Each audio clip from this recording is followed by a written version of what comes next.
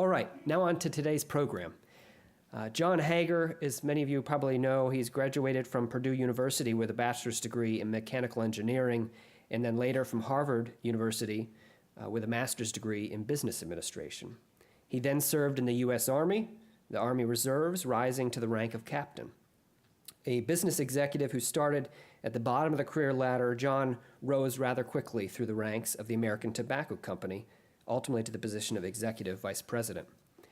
After a near-fatal bout with polio, John then went ahead to rebuild his life and his career, and he continued to work for the company in several capacities and ultimately retired as senior vice president for leaf and specialty products when the corporation was sold in 1994.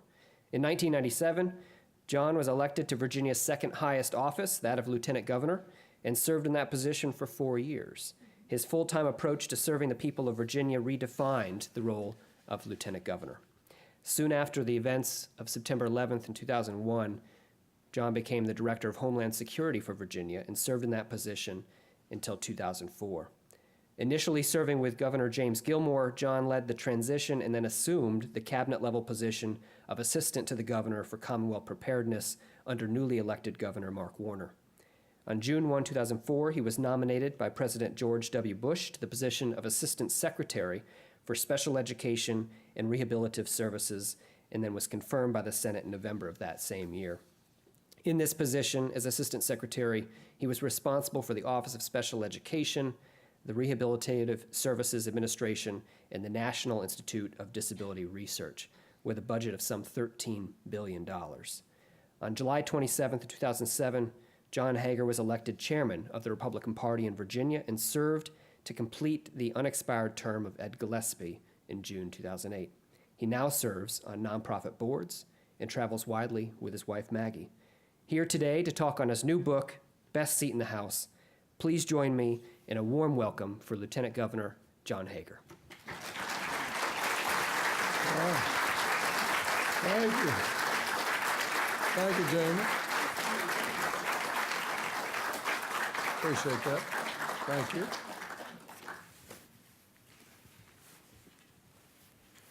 Well, good afternoon.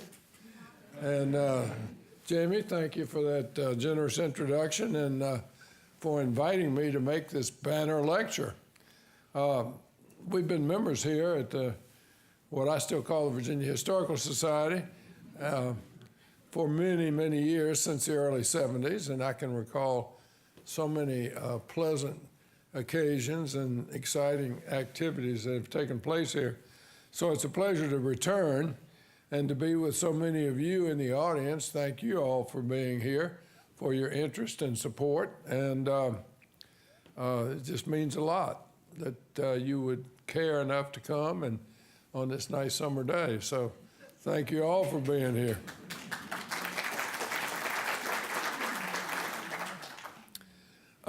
Now that the job's been done and lots of people have reviewed and commented, I think I can answer the question, why write a book?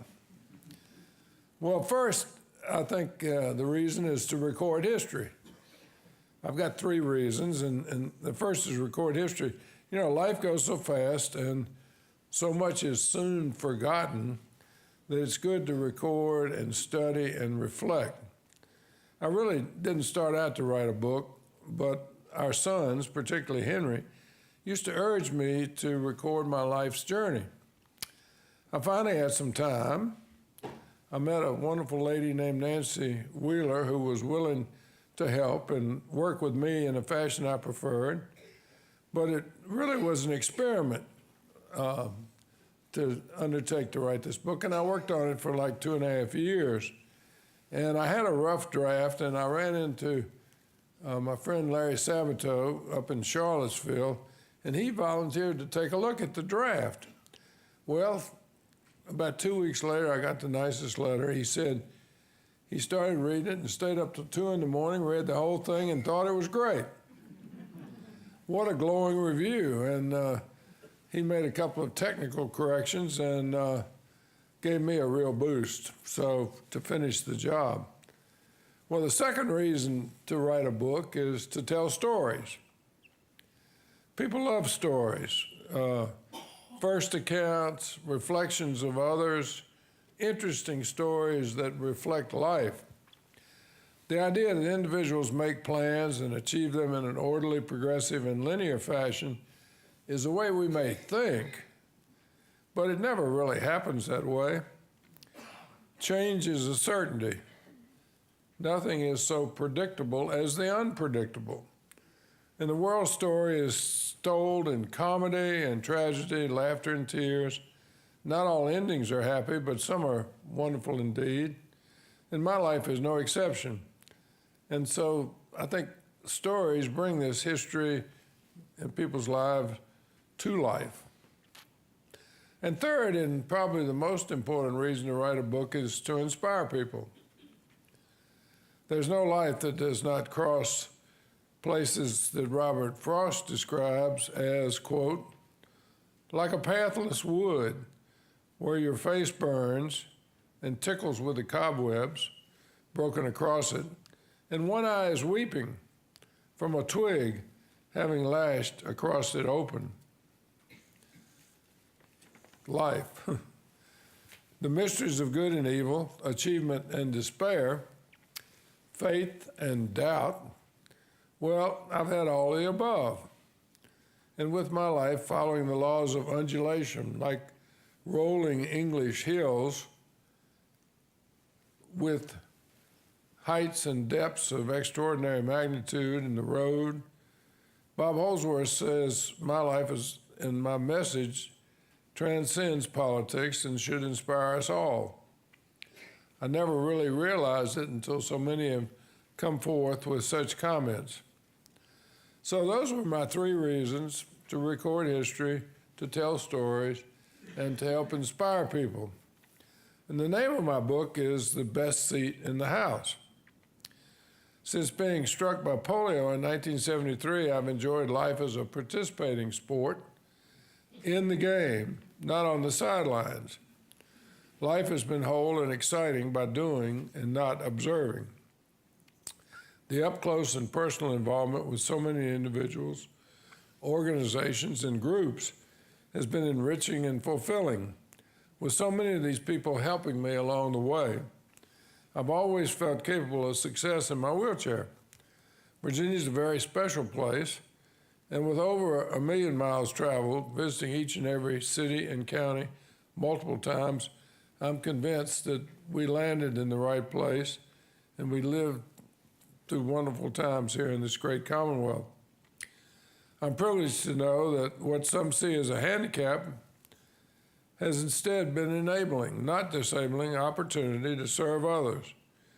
Joining business and civic and charity and community, political and social events, I sometimes found me in my wheelchair up front, often in the middle, sometimes in the back, but they were all the best seat in the house.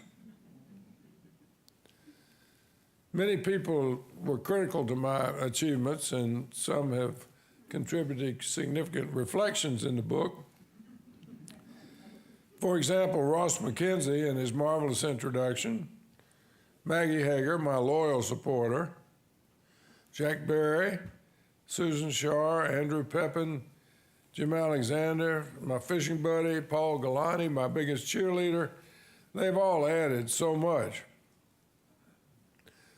The book covers my lifespan, and to me it all fits together, and sad to say, since 1973, has been lived in a wheelchair. Of course, that's the bad news. The good news, that I was able to do 13 marathons and innumerable shorter races due to a racing wheelchair. I've turned over in it in all directions. Once on my head with a broken collarbone. Once landing in St. Mary's emergency room, where Chris Bredrup announced, "Yep, you did it. You broke all 10 toes." On that concrete post. That was to avoid a car. Anyway, life in a wheelchair, particularly a racing wheelchair, was very exciting.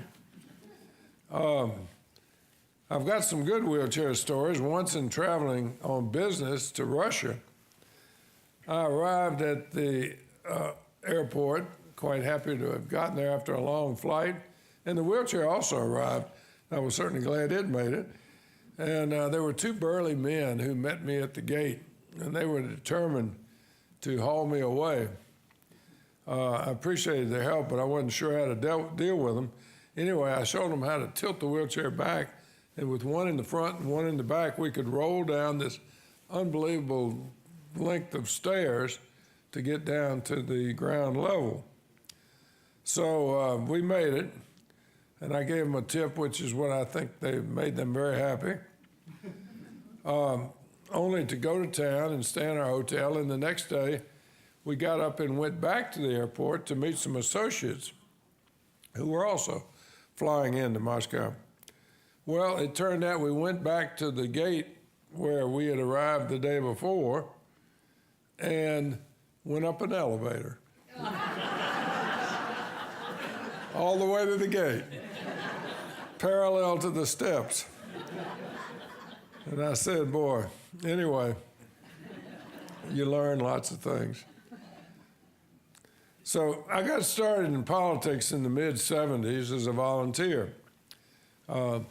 Several of the top Republican people came to see me. This was not long after I'd had polio and survived and was in a wheelchair. And we went to the downtown club, which doesn't exist anymore, and they discussed that with me to run for the General Assembly.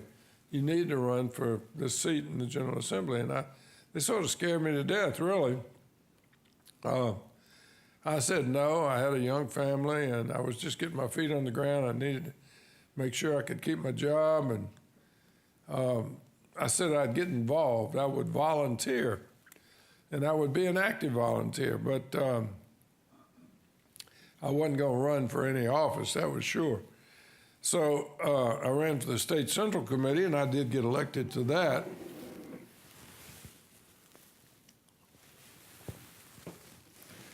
And I also became a delegate to the 1980 Detroit Republican Convention that nominated Ronald Reagan.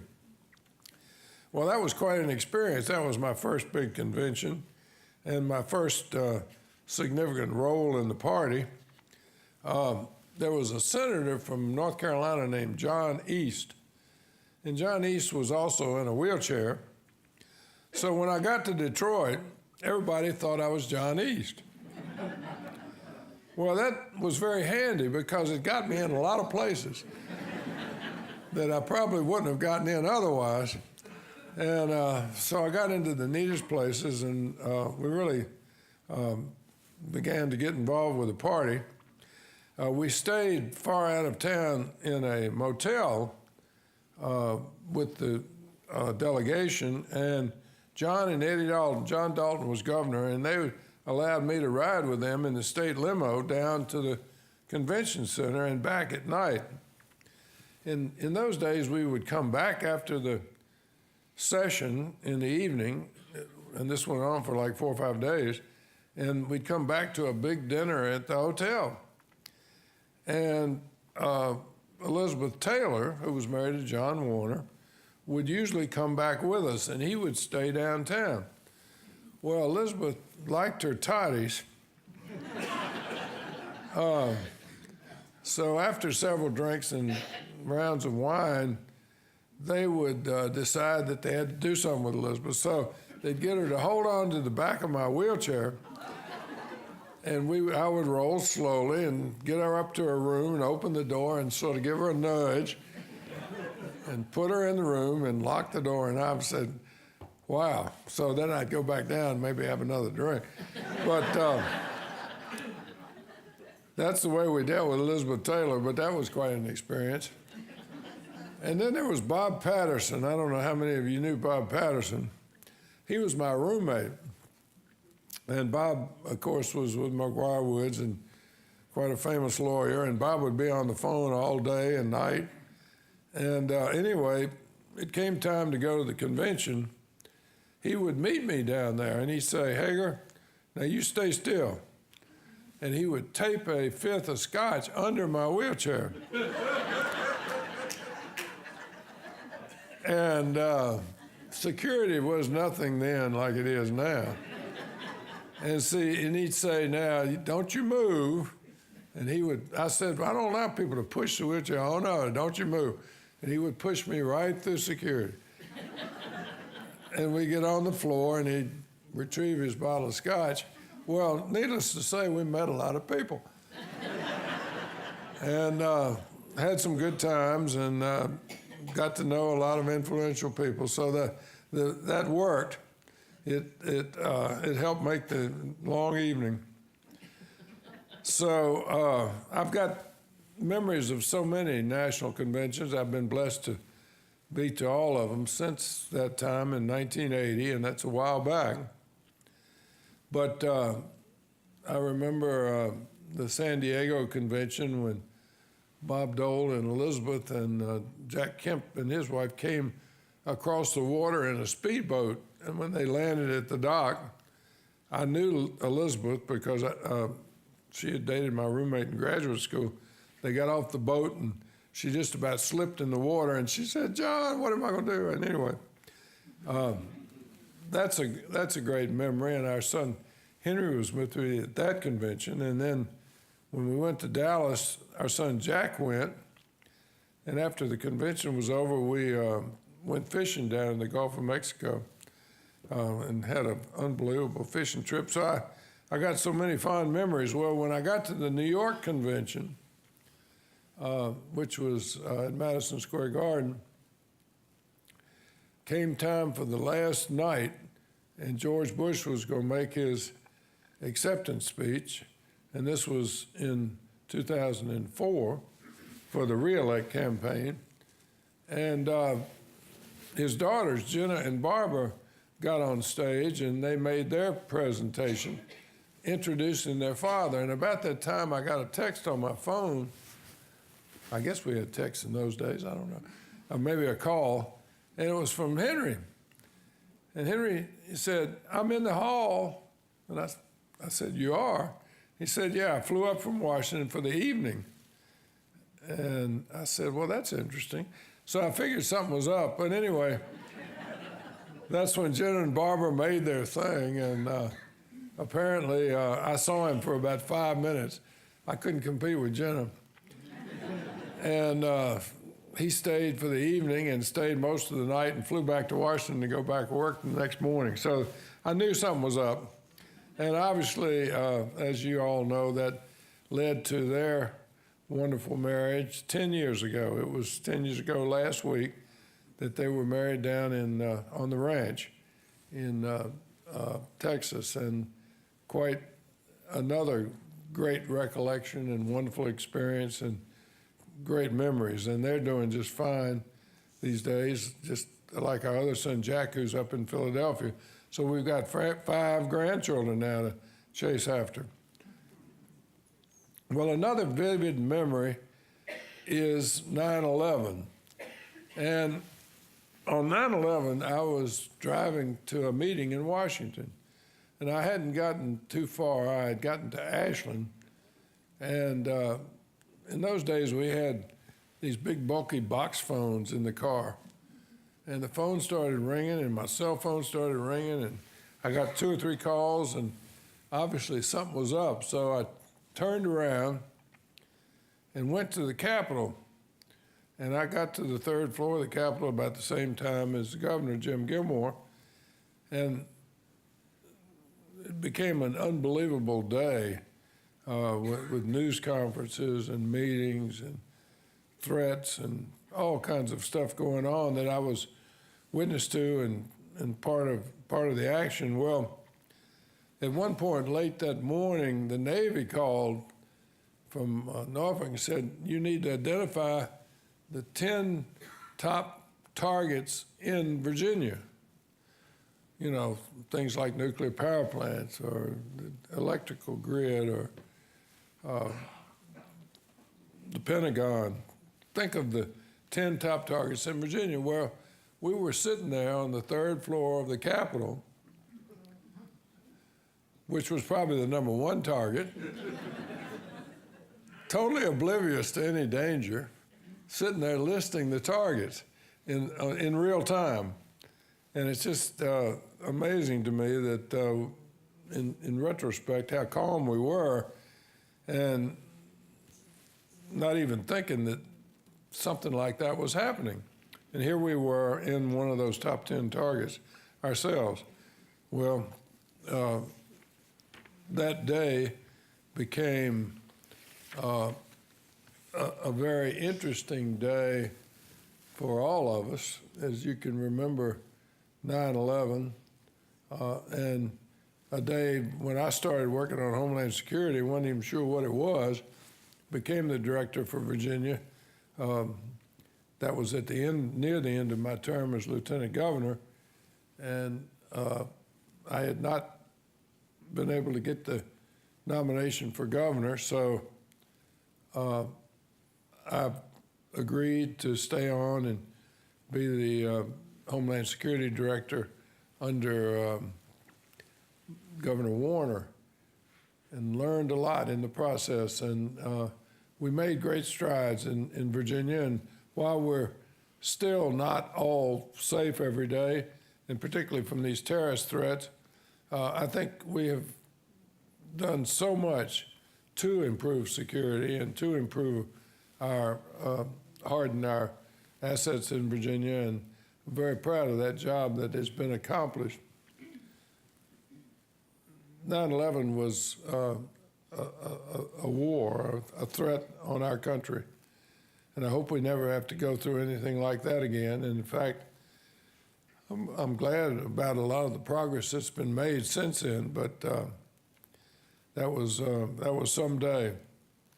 I never will forget going home that night. The Capitol Police says, "We're taking you home, and we're going to watch your place." And I said, "What?" And it just shows how things had changed. So much had changed on that day. Well, Bob Holsworth says, when so many are cynical about politics, that my book is a welcome antidote. And I think about yesterday, of course, the General Assembly finally adjourned for the year and passed their budgets. And I think about how different it is just in the 10, 12 years since I've been out of the game, how much it's changed. You know, we were very cordial in our day.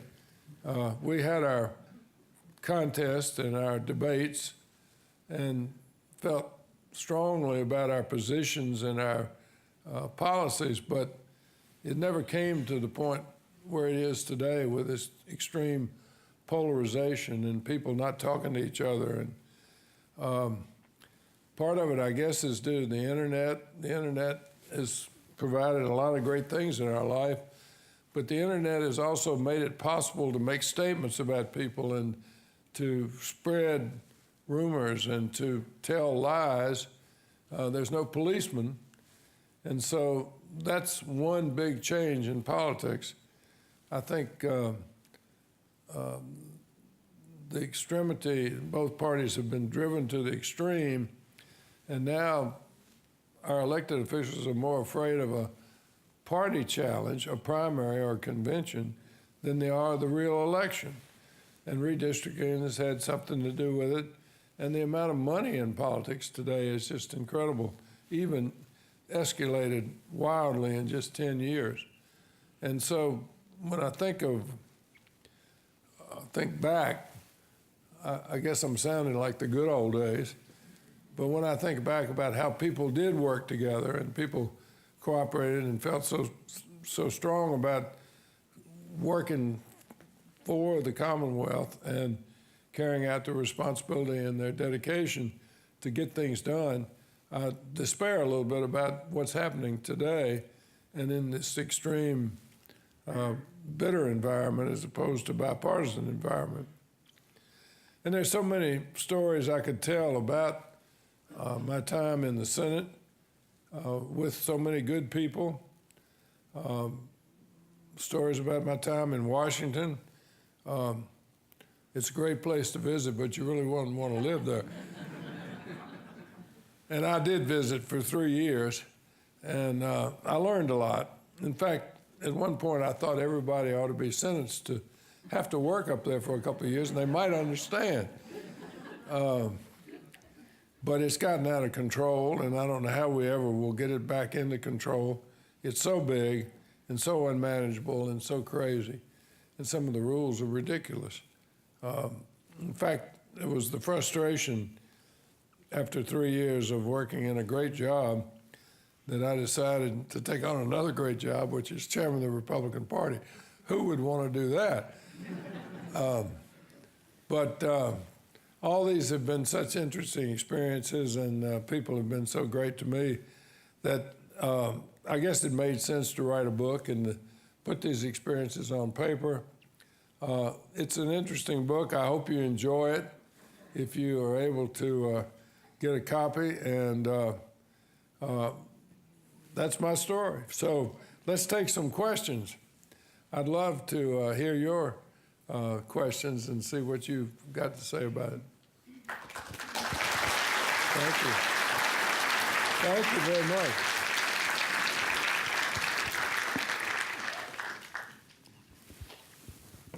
I think we've got 2 mics that we can.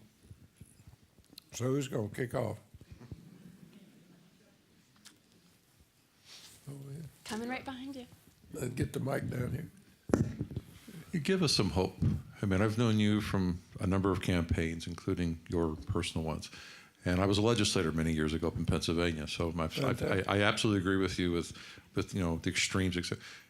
What's hopeful to you? What do you see out there that says, okay, yeah, we're on the extremes, but this is happening. This is because you've always been somebody, no matter what was going on, had something hopeful to say. Give us something hopeful. Well, I've got a great deal of faith in the American people. The people are smarter than we give them credit for, and they're going to end up voting the right way. And I think President Trump tapped into that. He realized that, the people weren't just going to follow what the pundits said or what the media said, and they weren't just going to be told what to do, that they had enough sense to make up their own minds. And so I've got great faith in the people of this country and in who they will select to lead us in various positions. And in spite of the system, which has gotten messed up, I think the people have the strength to make it better.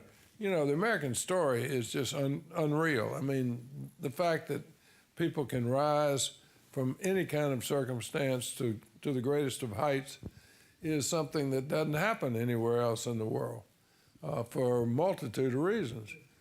But the American story of liberty is unparalleled, and I think the people of our country have the ability and the power to right whatever wrong and to keep it straight. And it may take a while, but I'm optimistic about the future, and I'm optimistic about our youth. The kids today are so smart and so well put together that they've put us to shame. I mean, that's amazing what some of these young people are doing as they graduate from school and as they graduate from college, and they got great futures. Let's just hope we can control technology and we can control the system. Thank you. Since you've been in the game and now out of the game, I'll take you back a little bit in history. Would you care to comment on the rise and fall of Bob McDonnell? Well, that's a good question. Bob McDonnell's a good friend of mine. Bob McDonnell's a good man. I think what happened to Bob is several things. I think, number one, he was taken in by some of the staff. And, as the job gets bigger and bigger and the possibilities get bigger and bigger, and they started talking about him running for higher office, running for president, I think the staff begins to have more and more influence and begins to tell you what to do.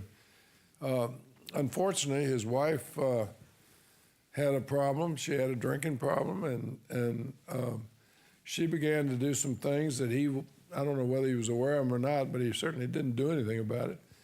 And so between the staff and his wife, I think things were happening that he didn't really control and that he didn't really condone, certainly, but they certainly all together then ultimately brought him down. There's no question he should have had more command and control of what was going on. I don't think he wanted those things to be going on, but I don't think he was aware of some of it. And but there's no question it was wrong. It was bad. And so he had to stand for it, and ultimately it destroyed his career. I think it's real sad because I think Bob McDonnell did a lot of good things for Virginia. I think he was a very capable, intelligent person and a fine person, and a very humble person. Once all this happened, I mean, he's been very humble about it. He's down in Virginia Beach now, and he's working in a couple of jobs, trying to repay some of his legal fees and trying to remake his life the best he can. So it's a tragedy. But and we're all responsible, not just for what we do, but what goes on around us. When you're responsible for it, then you have to stand for it, and that's what happened.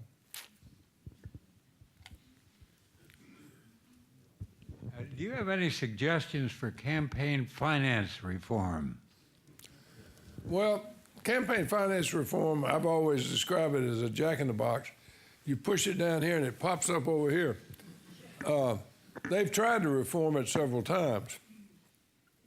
There are different systems in different states around the country.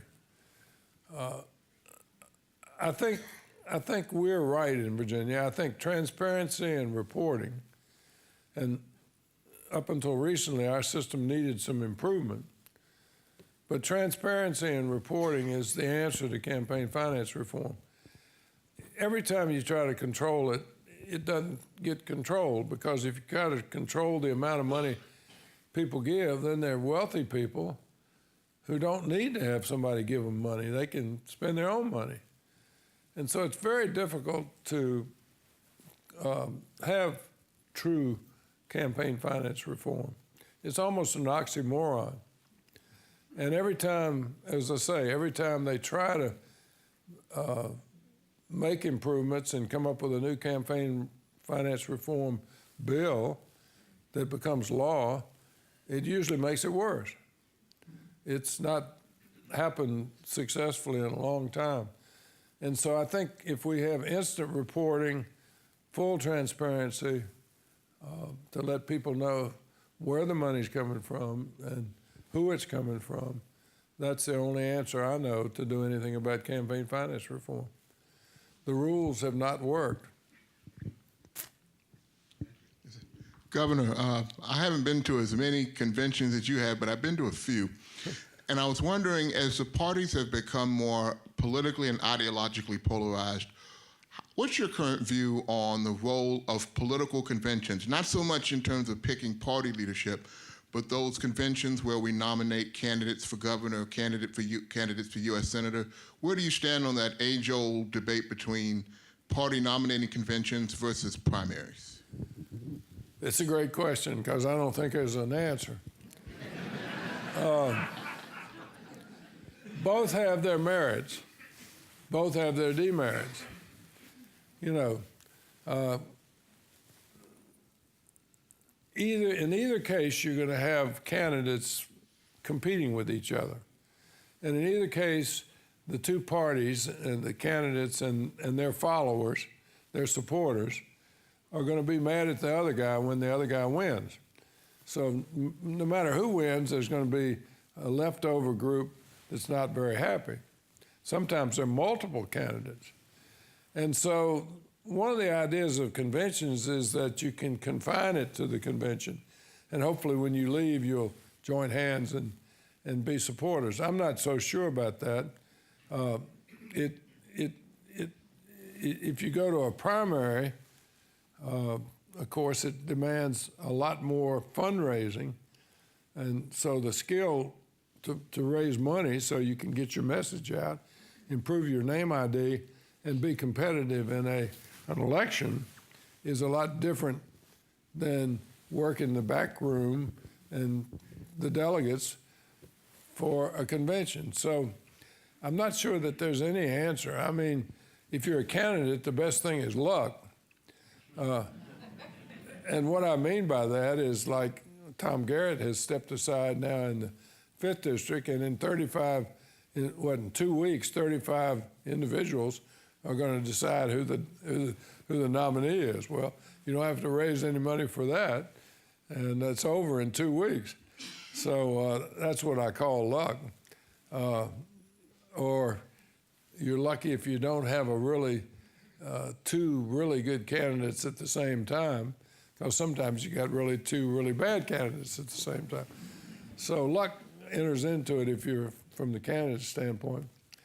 But the debate between primaries and conventions, I don't know that it will ever be settled.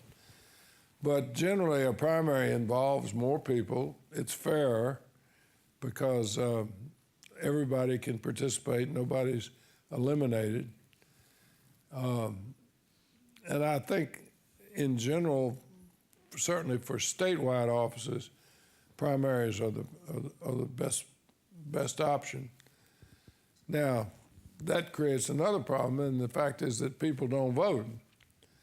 Our voting participation in Virginia is terrible, particularly in primaries. You'll have 10, 12, 15% at best. And so one of our great assets in this country is to be able to vote. So if you have a primary, I would urge everyone to go vote, even if they're not that interested in it. That is our greatest treasure, to be able to vote and influence the outcome. Conventions tend to aggravate people, and after people have been to one, they say they're never going to go back because there's so much acrimony, there's so much people try to delay the vote so that they can change, and get people to go home and change the rules, and it's just, I don't know. So primaries, I think in general, are the best, although they both have their merits. Got the mic coming. Thank you. Some time ago, here in this auditorium, we heard a lecture about the Founding Fathers. And the point was made that some of those personalities cared very little for one another, as we have today, but the one thing they could do was they could compromise. Do you think the art of being able to compromise is gone? Well, it's not gone, because if you compromise and settle something and get something accomplished, there's not going to be any news media coverage. The news people don't care about compromise. They want something sensational. They want to stir up the controversy. So compromise is still alive and well. You just don't hear about it. I was with Dave Bratt the other day, and Dave said 90% of what we do never gets covered in the press. And the 10% gets covered is where we have the acrimony, where we have the battle, the fights. But they do a lot where they compromise. And all in our lives, when you compromise, there's no more problem. But when you don't compromise, then the problem exists and agitates. And so it tends to take, the lack of compromise tends to get an inordinate amount of attention, whereas the compromise gets no attention. So I think a compromise is still alive and well. The question is, can we do it more? And if there's a system that would advantage both parties, like mediation in business, many times you have a mediation in labor disputes, and that's the way to go. And so if you could, I think we mostly focus on the General Assembly and the Congress where we think they ought to compromise more. And I'm hopeful once elections are over, they tend to compromise more. So I think it's still alive, sure. Okay. We'll do one over here, and then this will be the last. So 2 other questions. How can we get history back in education? My 17-year-old grandson, I had come to see Gary Powers, and I asked him, did he know what the Cold War was? He said, Granny, I have no idea. No kidding. Well, I'm 100% in favor of that. I think history is important. I think history allows us to learn. And, you know, there's so much to learn, and particularly about the mistakes that are made.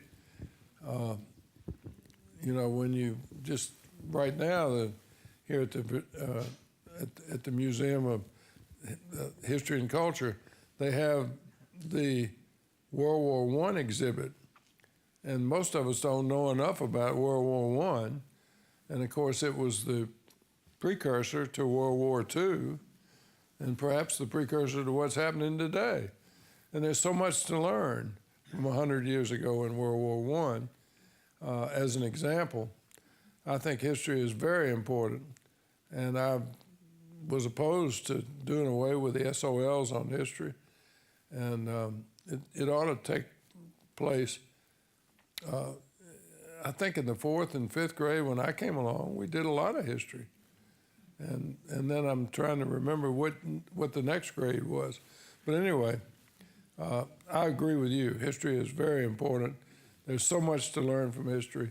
I think we could avoid some of our problems if we took history seriously and tried to study the lessons of what can be learned from history. So I hope they get back to reinforcing history. Keep supporting your historical society, too. Yeah. Well, it's so simple now, too, with the internet and with, I mean, to think that you can go to the internet and look up and get full information about whatever happened on whatever occasion, or whatever your interest is. I mean, it just, the world is so expansive now with the internet to be able to get lessons and learn about history. I spent 30 years as an educator, and I'm totally amazed and appalled at what's happened to our schools today, and it's not safe for children to be there. I am totally opposed to teachers strapping on a gun and defending students and themselves against people coming in and shooting. What can we do to get the politicians to stand up to the NRA and other groups to take a stand and make our schools safe? Well, I think we've gotten their attention with all these happenings, and with the accelerated amount of publicity around the various shootings. Usually that's what it takes to get politicians to move on a subject is this great amount of attention and the popular uprising of the people saying they want something to be done about it. There are a lot of things that can be done to improve school safety, and I think we're actually doing some of them. Last night, we were here when Teresa Sullivan was talking about the very subject at the University of Virginia. And she went on for about 10 minutes talking about a lot of what she called the visible and the invisible moves that they have made up there to improve student safety at the university. Well, you're talking more about K through 12 level. I think the design of the schools can be improved. Fewer doors. I think having school safety officers in uniform will help. I think training our students and our teachers how to react to certain situations. I think we need to take seriously practice and training. I think there are lots of things that can be done. And I'm hopeful with this publicity, that's the bad news, that the good news is that we'll take a cue from that and put more effort on the things that we can do to assure student safety. Thank you.